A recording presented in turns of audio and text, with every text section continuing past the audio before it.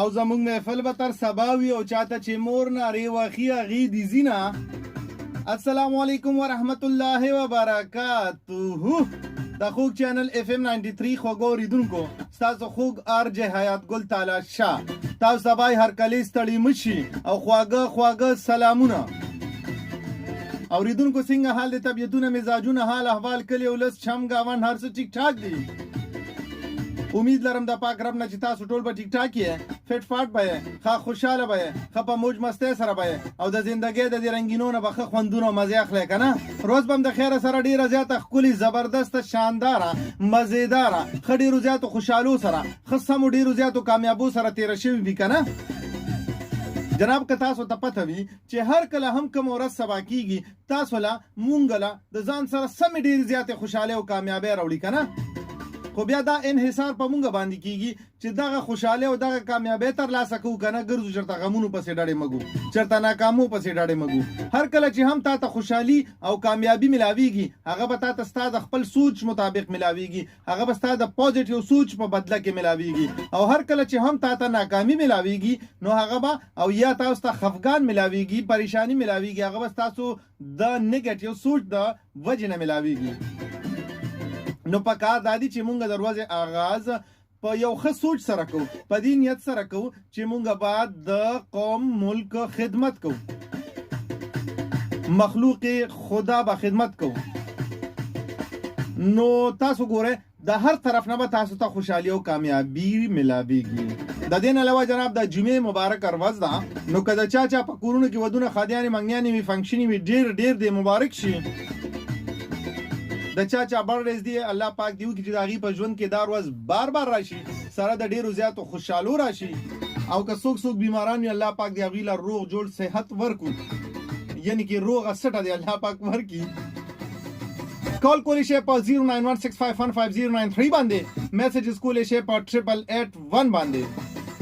تاسو به خپل موبایل کې رائټ میسیج اپشن ته بلال جلد بولی کې RD93 سپیس به ورکې، خپل نوم ولیکې، بیا به سپیس ورکې، د ځای نوم به ولیکې او سینډ به کې په 88 بیا 81 یعنی کې 8881. دا سیم ټیک دی په 8881 باندې او سینډ به کې دغه باندې. ټیک شو جی جناب، گپ شپ به لګو.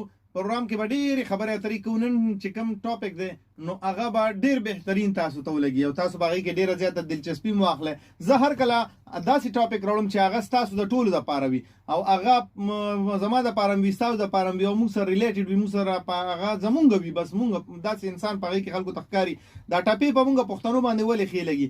دې ټپو کې چې کوم دی دا هر یوه ټپه داسې وي چې سړی وي دا جوړ زما دپاره ویلې ده. نو دغه شانتې دا زما ټاپک، زما کوشش دا وي چې زه داسې راوړم چې هغه ویم زما او ستاسو دپاره. صحیح ده. د پروګرام په سټارټ کې تاسو باندې یو زبردست شانتي سندره اورم او غم د دلالي والا انجوای کې. چرته موږ سره اوسه FM 93 سره اوسه، خپل ډور، خپل دوست، خپل مرګري، خپل RJ حیات ګل تعالی شاه سره اوسه.